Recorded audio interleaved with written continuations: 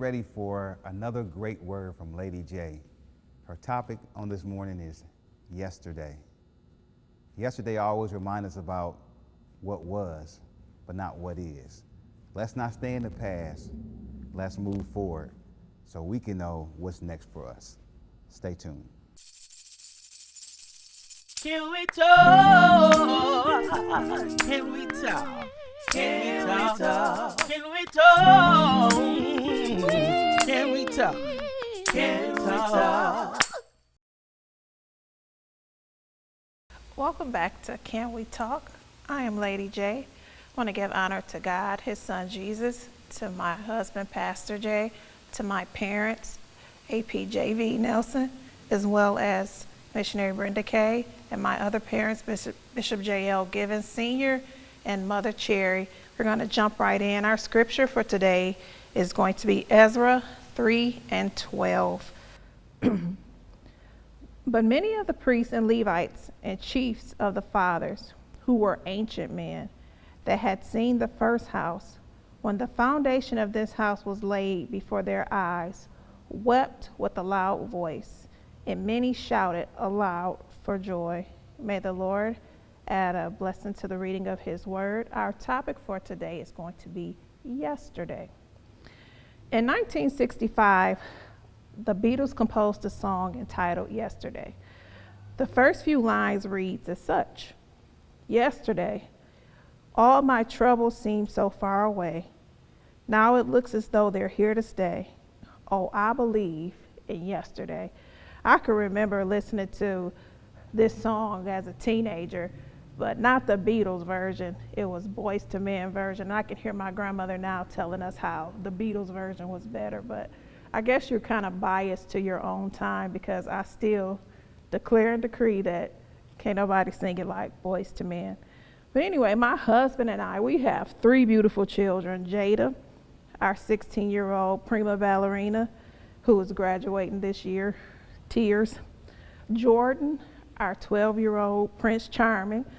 JL, our spicy yet sweet 8-year-old. Oftentimes, my mind goes back to when they were first born.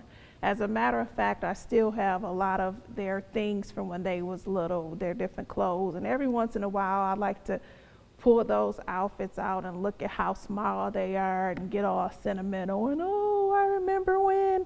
Or I can even the other day, my husband and I were in the store and I seen these little bitty shoes, and it's just like, oh, I remember when we used to have people with feet this little, you know, when the babies are little and cute and you rubbing all on their feet and kissing their feet. I ain't kissing none of their feet now. But oftentimes my mind goes back there. But the thing of it is no matter how beautiful those days were, no matter how much I relive them, I can't go back. You know, I can put a high genie ponytail on my head and blink my eyes all I want, but I'm just going to be a blinking-eyed simpleton, because you can't go back. You know, oftentimes we would be around a group of older people and we would hear them talking about, I remember when, or things used to be, and we begin to feel like if they say that one more time, I'ma scream. But, because no matter how much we loved yesterday, we can't relive it. Unfortunately, you see all the things on TV shows about the time machines, but to my knowledge, no one has invented that time machine yet, so we cannot go back. Fact is, when you think about it, there are some aspects of those times that weren't necessarily the greatest. There was times when my children were little that I was so tired that I feared that I would drop them while I was holding them, especially in the beginning when I was nursing my children. They was nursing every 2 hours, so every night on the dot, I would get up, nurse them, change their diaper, get them back to sleep, and it seemed like as soon as I would lay down and just be about to doze off, they'd cry for me to do it all over again. So I was living on little to really no sleep. And I would love to tell y'all that I hopped up clicked my heels together and praised God all the way to the changing table, grateful for the opportunity to just be a mother, but I would be lying. What the story went more like, I would get up, look over at my husband and roll my eyes, and envious of the fact that he was calling the hogs, the dogs, the mogs, and all the things that you can think of, and pray all the way to the changing table that I did not drop my child. And sometimes I would even be crying. But since it's been a while, like we do, every time I catch a whiff of a tiny baby, or I see, like I said in the store, these little bitty things for little bitty babies, you get all sentimental and wish you could go back to those days. We tend to do that. Whether it's yesterday or tomorrow, we tend to glorify whatever is absent. As long as it's not staring us in the face, we can paint it in whatever light we choose with as many inaccuracies, as many embellishments as we can dream up. You know, sometimes people just be going on about how they did this and they did that and this was this way. And the people that surrounded them are saying, you forgot I was there too. That is not how that happened. That is not how that went down. But because it's the past, we can glorify it. We can embellish it and hope that nobody remember how it actually went. But living in the past, it robs us. Because truth be told, today is probably not as gloomy as it seems, and neither is yesterday as glorious as you chose to remember it. But as I said, we get robbed because when your mind is somewhere else, you become disengaged. Life keeps moving whether we participate or not.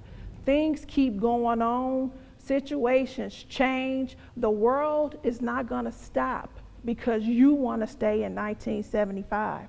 Because today is 2021. And the thing of it is, some of us didn't even think that we would make it to 2021, but here we are.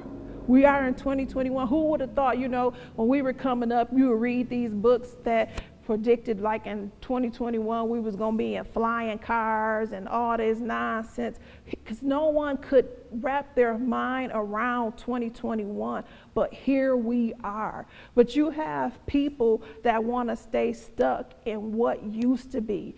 But the thing of it is, I heard somebody say, I don't even know one person who still has a typewriter. It's nonsense.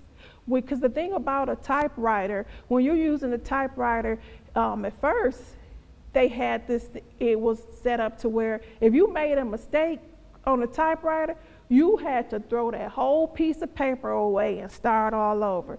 And then we ended up with this typewriter that had this little mechanism that can go back and kind of white out what you typed, but you still could see that that mistake had been made. But with a computer, all you gotta do is hit the backspace button and it erased whatever mistake you'd have made. So what sense would it make to keep using a typewriter when a computer is faster and more efficient? It's the same thing. If you seen somebody, and I ain't talking about on special occasions, if you seen somebody riding down the street with a horse and a buggy, you gonna look at them like they crazy.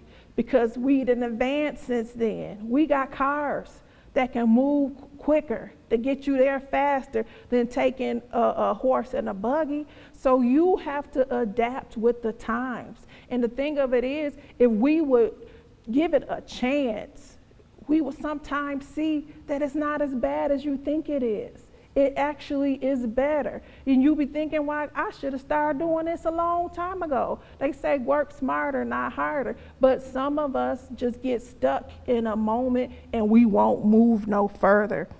The thing about living in the past also, it stunts your growth. You can't grow anymore when you're stuck in a certain spot. If you stay stuck on 2 + 2, you will never be able to solve for A. And there's gonna come a time in your life when you may need that algebra. But if you haven't learned it, how you gonna use it? You can't use what you have learned. So you have to be able to progress.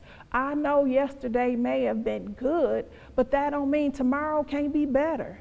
You just got to keep moving forward and adapt and deal with what is. You can try to stay there, but you cheating yourself. You hurting your own self. We hold on to the past, though, because it's familiar. We're afraid of the unknown. When we face situations, even it's funny because growing up, I used to look at my parents, especially my dad, and I thought he didn't have no fears, no reservations. He was just ready to face life and nothing ever changed. But what I have found out, that everybody has fears. Everybody has those things in those times where they become uncertain because they don't know. If you think about March of last year, most of, if not everybody, was in somewhat of a panic because none of us knew. There was no point of reference for anybody. And the scary thing was, usually when I come up against a situation in my life where I don't know, I go to my parents because they done been there before. But this was a situation where nobody had been there before. Nobody that was still living, we didn't even know. We didn't know what to do. We didn't know if, I told my daughter the other day, I was kind of concerned, you know, you see all these movies, and maybe I watch too many of them, but you see all these movies, how when the stuff be airborne and you just walk outside and you become infected. So we didn't know. At one point, we was wearing our mask even outside because we did not know. They didn't know if it was from the people breathing on you. They didn't know if you could touch something and catch it. It was just chaotic. And so therefore you become fearful. Then you getting all these messages that this person then died and that person then died. And this person that came in contact with it, this person sick and in the hospital. So we didn't know. And then y'all seen all these memes where people were saying, in other words, that for 2020 to pull over and let them out the car. Because we didn't know what was going on. We wanted to go back a year because it was more familiar. But familiar doesn't necessarily mean better. Familiar, sometimes do you know that people have stayed in abusive relationships because it was familiar? They weren't courageous enough to start fresh, because starting fresh, you don't know. You don't know what's going to come next. But little do they know, those ones that did take that step, they was able to achieve a better life than what they had when they was living in an abusive relationship. And unfortunately, some people who chose to stay, they're not here anymore. My husband and I often watch A Different World, and one episode where one of the girls was being abused by her boyfriend, Mr. Gaines on the show said that he had a relative that said, in other words, that she didn't think her spouse loved her if he didn't beat her. And then he went on to say one day that spouse loved her to death. So that's the thing of it is, when we won't take the courage, take a step further, then we die where we are. And you miss out on what you could have had, trying to hold on to what you used to have. We fear that tomorrow won't be as memorable as yesterday, when in fact, that's up to us. We have the power to use and create what we want in our lives, what we speak, what we think, what we press for. But one thing I tell you for sure, if you keep sitting on your couch watching TV, you ain't gonna ever get a job. Maybe you lost the job that you used to have, but you ain't gonna get another one not doing anything about it. So you have to take the step, take a chance, take the initiative to do something different. The events may not be the same, but they can be equally fulfilling. They may not look exactly the same, but don't mean that it won't be just as good, and sometimes, as I stated earlier, if not better, if we choose to make the most of what we have. I may no longer have yesterday, but I do have right now. I can go back. Like I said, when my children were small, that was some of the best times of my life. Even when you're expecting and you don't know what the baby gonna look like, who it's gonna look like, what we gonna name them, and all these things. And then when you seeing them for the first time, holding them for the first time, yes, all those were good. But I don't care how many more babies I have, it ain't gonna be Jada, Jordan, and JL. You can't go back. It's impossible. And we often don't know the value of a moment until it becomes a memory. You wasting your now thinking about yesterday. You're wasting what you have in front of you. And the thing of it is, it's because tomorrow is not promised. I've often told my daughter, when we were growing up, because that was just the place to be, we would go to my grandma's house. If we could go to my grandma's house for holidays or whatever, that we didn't have to go nowhere else. Grandma's house was the place to turn up. We didn't have to go to no club. We didn't have to go to no parties. Long as we can get around our cousins and be with each other, we were okay. So that was a habit. And even once when I got married, still on holidays, I would go at some point and spend some time at my grandma's house. But I told her, if I knew that Christmas of 2006 would be my last Christmas with my grandmother, no doubt I would have stayed there all day. I would have took it, but we don't know until it's a memory. We have no idea. I mean, thank God that I did go, but I probably would have stayed longer. But we waste our now when we don't take advantage of it and use it. If we waste it, someday in the future, you'll be wishing you had done more with today. If you waste this time, because you don't know what you get, we take it for granted that what we have today is still going to be there tomorrow, but we don't know. Nobody knows. Do you think the people that left here last year once this pandemic started thought that they wouldn't be here today? I'm sure that didn't cross their mind because it was unexpected. And that's one thing about it is that only constant is change, and you don't know how it's going to change. So we must change our mindset before we waste one of the greatest gifts that we'll ever receive, which is the gift of time. Don't you know it's people that left here that wish that they could get more time? Well, you have it. We have it. As long as we're still breathing, as long as they say, blood is still running through our veins, we have time. It's not too late. It's not too late. You know, sometimes we have in our mind, once we get a certain age, that our best days are behind us, but that's only if you choose to let it be that way. When my grandmother was in the hospital, we came across one of the nurses that was there, and she told us that she didn't go to nursing school until she was 40.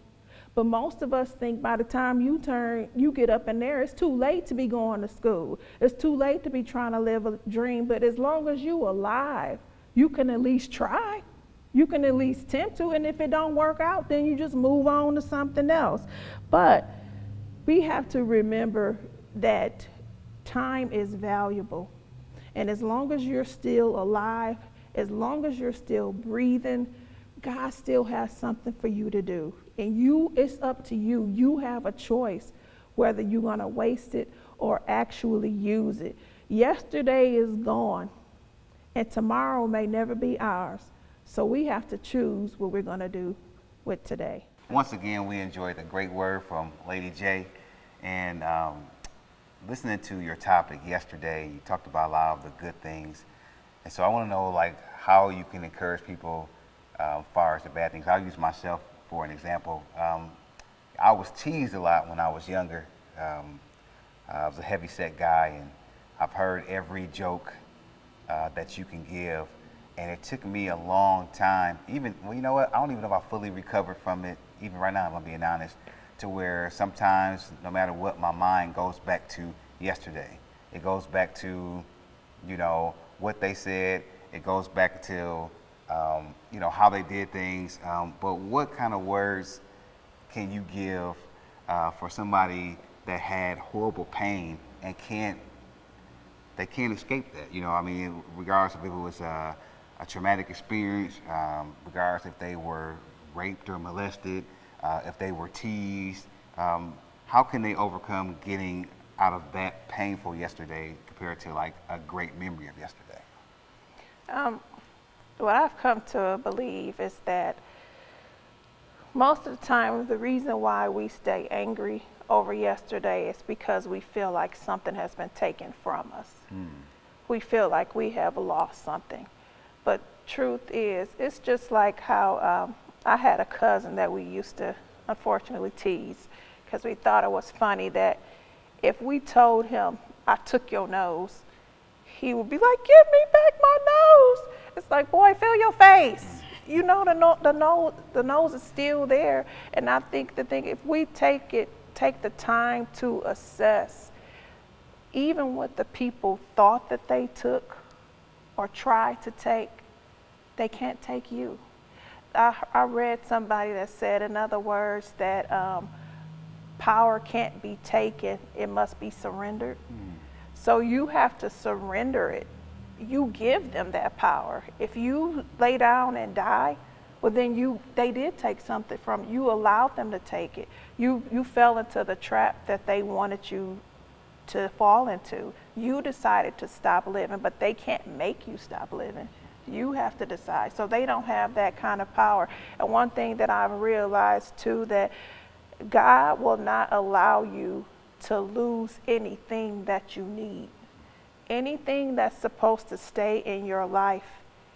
I heard Bishop T.D. Jakes say that whatever is meant to stay cannot leave, and whatever is meant to leave cannot stay. So if it left, kiss it goodbye. If it left, say your goodbyes, part. We ain't even got to part angry. Just say your goodbyes and move on. But people can't take anything from you unless you give it to them. So as long as you're still alive, even if you have a setback because of something someone did, if you're still alive, your dad brought the message that my setback was a setup for my comeback. You still can come back from whatever it is that you faced.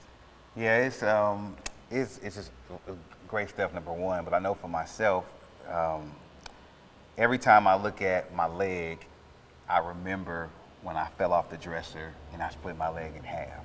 And it seemed like, is it harder when you actually can see the scar to get over that or get over yesterday? You know, it's one thing to think about as memory, but when you can actually see like something or a mark that has happened that makes you go back to that, do you think it's harder to get over or get out of yesterday when you can actually see the reminding scar? Well, I don't think it's necessarily that you see it, but how you see it. It's your perception of that scar. If you look at that scar as, woe is me, then yes. But if you look at that scar as a reminder that you survived, then it could be a pushing mechanism so you can keep going forward. Because one thing about it is you did survive. Whatever it is, and the crazy thing is a lot of times when we're in a moment, it feels like that thing ain't gonna ever be over. You know, it's like seconds drag on. Like this is so hard. I don't know if I even want to go a step further, but you did. Day by day, second by second, moment by moment, life kept happening, and you survived it. You're still alive to tell your story. It's even if you did cry, it's like the crying is not a sign of weakness. It's a sign that you're human. That scar show you that you are human, but you survived it. And I think about, because you joke with me all the time about how I love 80s music. But you say I like 80s stuff because it made me think about a simpler time in my life. And when you told me that, I'm like, you know what? I guess I do, because I love 80s music. I don't care if it's Wham. I don't care if it's Bobby McFerrin. I don't care if it's DeGarmo and Key. You know, I don't care if it's Hall & Oates. I don't care if it's Michael Jackson. Like, no matter what, it takes me back to that time. So do you think, is there a level, like, does it damage you more if you stay in a memory of something bad or if you stay in a memory of something good? Well, I think that living in the past damages you either way. Okay. Because it robs you of your now. Okay. Living in the past is, be it a good memory or a bad memory, it's okay to look back, but you can't stay back, or it robs you. So either way, it doesn't matter what it is you're remembering, because even a good memory, if you stay on it too long, you'll find yourself trying to reinvent it. But then a bad memory, if you stay on it too long, then you don't, without even realizing it, it's like a cancer that spreads through your body, because negative emotion takes a toll on you. It's like the silent killer. Without you even knowing it, it takes a toll on you. They said even, I think it might be cancer, like one of the main causes of cancer is stress. And the longer you hold on to negative emotions, the more stressed, the more tense you're going to be, and that's not good for your body. So either way, I think it weakens you. It's okay to say, oh, wow, that happened. I survived it. Oh, wow, that happened. That was a good time, but you just can't live there. So do you think tradition, do you think that's a sign of like yesterday? Like, do you think, what I mean by that is like, so certain people go by tradition, it has to be this way because it benefited them back then. Do you think tradition is a sign of yesterday? Like, is that a way for us to stick in that situation because it was something that we were well at or we knew? Like, what's your thoughts on that? Well, I think it's a case-by-case situation. I've heard my dad say that before you start tearing fences down, you need to first see why they were put up. So sometimes tradition is not necessarily a bad thing. Tradition can be a good thing, but tradition can also be a bad thing. Because I think it was Maya Angelou said, in other words, that when you know better, you should do better. So maybe in the past, it was done this way. Maybe in the past, this was all we knew. Maybe in the past, this was the best way, but if we find a better way, then why not change to that way? Yeah. Tradition can be a good thing, but if you hold on to it to the point that you stop living unless it's this way, then it hurts you. So on that note, if Jada comes to you right now and says B2K was better, singing Yesterday than Boys to Men, as your grandmother said the Beatles were, would you be able to receive that? Yes, because that's her opinion. Fair enough. But in my opinion, I think Boys to Men is better. You know, it's in those things, and that's the other thing that us as humans kind of have issues with sometimes, is allowing other people to have their opinion. Just because our opinions are not the same, it doesn't make yours wrong or mine right, or vice versa. It's just an opinion. Now, some things are facts, and the fact is just that it's a fact. I don't care how you go around it, how you look at it. I can blink my eyes, twist my head, flip all upside down, but the sky still is the sky. It still is what it is. You know, you can't. I think it was Joyce Meyer who said, in other words, that you can stand in the garage all day long and still won't make you a car. Right. Count it all joy.